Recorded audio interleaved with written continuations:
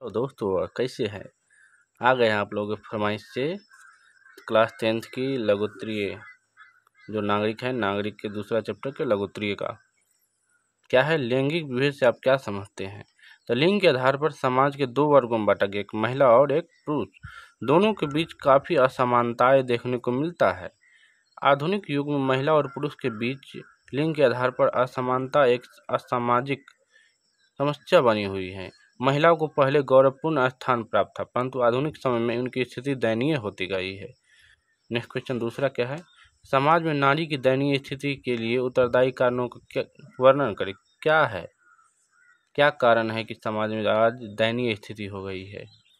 तो समाज में नारी दयनीय स्थिति के लिए निम्न कारण उत्तरदायी है। पहला, नारी समुदाय में शिक्षा का अभाव होना। पर्दा प्रथा से नारियों को बहुत बड़ा अहित होता है। सती प्रथा और बाल विवाह में भी उन्हें काफ़ी हानि होती है। दहेज को प्रथा में से समाज में लड़कों को मुकाबले लड़कियों की प्रतीत होने लगी है। तीसरा नंबर, महिलाओं की स्थिति में सुधार लाने की जरूरत के लिए क्या उपकरण बताएं। तो सही बात है कि पुरुष और महिला समाज रूपी गाड़ी के दो पहिया है, इसलिए किसी भी समाज के समुचित विकास के लिए पुरुष नारी दोनों का विकास होना जरूरी है, तभी हमारे देश विकास हो सकता है। ठीक है। भारत में संसद तथा राज्य विधान मंडलों को महिलाओं को प्रतिनिधि की स्थिति प्रकाश डाले। भारत की संसद में महिला के प्रति भी विश्व में अनेक देशों की तुलना में बहुत कम है। देखते हैं दूसरे देश में महिलाओं की भागीदारी राजनीतिक सत्ता में ज़्यादा है, लेकिन भारत में उतना नहीं है। जहाँ अमेरिका में 20.2% है, यूरोप में 19.6% है, वही भारत में 8.3। कितना कम है। महिलाओं का प्रतिनिधित्व प्राप्त है। भारत का राज्य विधान में तो 3.9 मतलब 3.9% ही है। भारत के सभी राजनीतिक दलों ने अपनी चुनावी घोषणा में महिलाओं के लिए 33% आरक्षण का वादा करता है, परंतु कोई भी लागू नहीं करता है, क्योंकि हमारा देश तो पुरुष प्रधान देश है। चौथा 5वां नंबर देखिए क्या है, विभिन्न तरह के सांप्रदायिक राजनीति का उदाहरण उल्लेख करें। धार्मिक विभेदों के कारण ही विश्व में सांप्रदायिक विभेद भी देखने को मिलता है। इस विभेद का भी राजनीति से गहरा संबंध रहा है। गांधी जी का विश्वास था कि धर्म राजनीति से उसी तरह चारों तरफ घिरा रहता है जिस प्रकार सांप से केचुआ रहता है। दोनों एक दूसरे से अलग नहीं किया जा सकता। गांधी जी का अर्थ विशेष धर्म से नहीं बल्कि नैतिक मूल्य से है।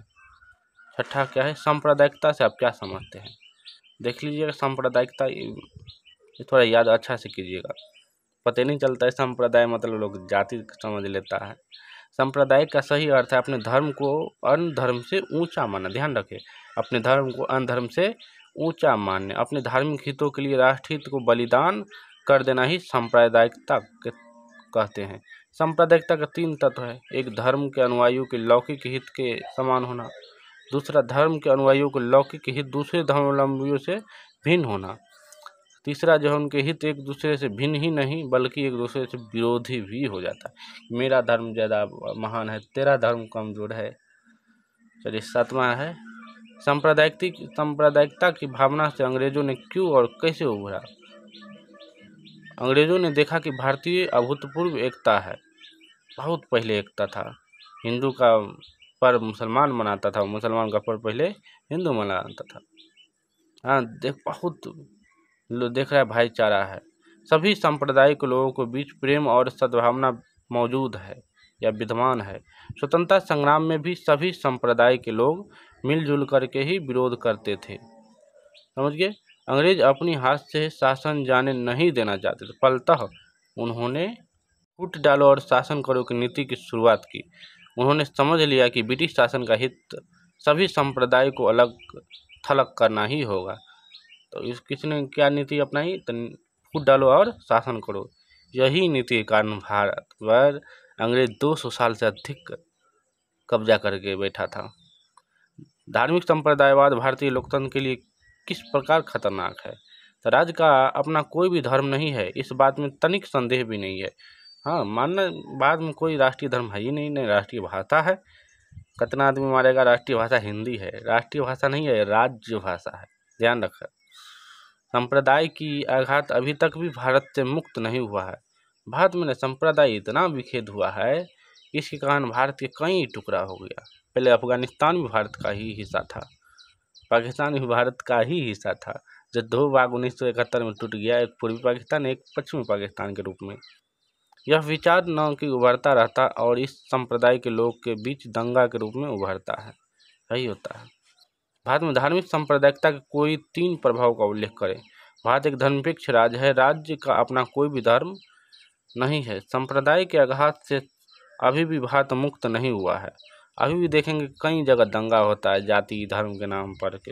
हाल फिलहाल में ही मणिपुर में हुआ है, इतना शर्मसार घटना हुआ है कि बोल नहीं सकते हैं। यह उन्माद रह रह कर उभरता और देश में दंगों का सिलसिला प्रारंभ हो जाता है। सांप्रदायिकता से अब क्या तात्पर्य है, इसे हवा आ रहा है इतना।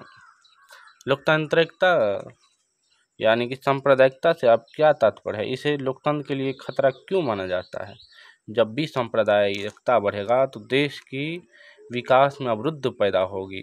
सांप्रदायिकता से यह तात्पर्य है कि अपने धर्म को अन्य धर्म से ऊंचा, अपने धार्मिक हितों के लिए राष्ट्रीय हित का भी बलिदान कर देना सांप्रदायिकता कहलाता है।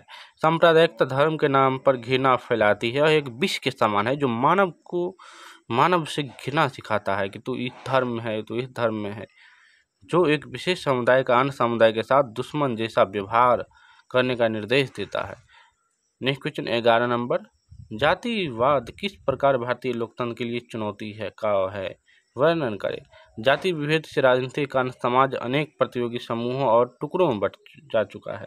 अंग्रेज का फूट डालो और शासन करो की यह नीति आज भी सार्थक होती है। अतः राजनीति में जातीय विभेद की भूमिका को समय परिस्थिति तथा परिवेश के संदर्भ में देखा जा सकता है।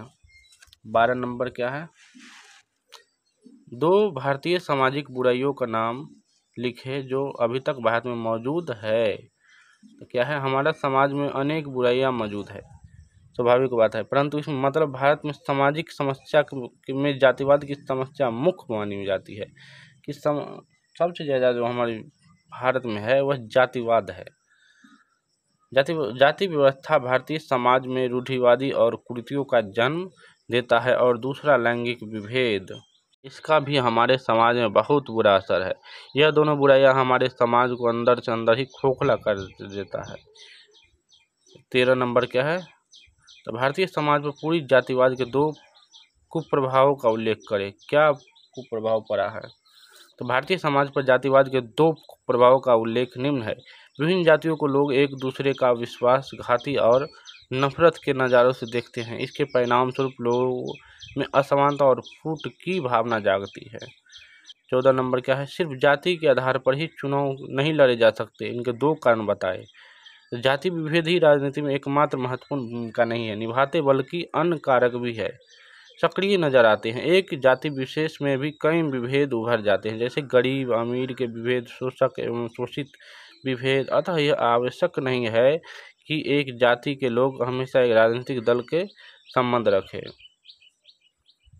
नेक्स्ट क्वेश्चन है 15 नंबर, तो भारत में किन तरह जातिगत असमानताएं भी विद्यमान है, स्पष्ट करिए। आप लोगों के लिए होमवर्क दे रहे हैं, और क्या वीडियो चाहिए आप कमेंट करके बताइए। एक बात आप लोगों की शिकायत है कि आप लोग सेशन को शेयर नहीं कर रहे हैं। शेयर कीजिए और सब्सक्राइब कीजिए, अपने मित्र के पास भेजिए ताकि उसको भी फायदा मिले। ठीक है, बाद में मिलेंगे, नेक्स्ट वीडियो में मिलेंगे।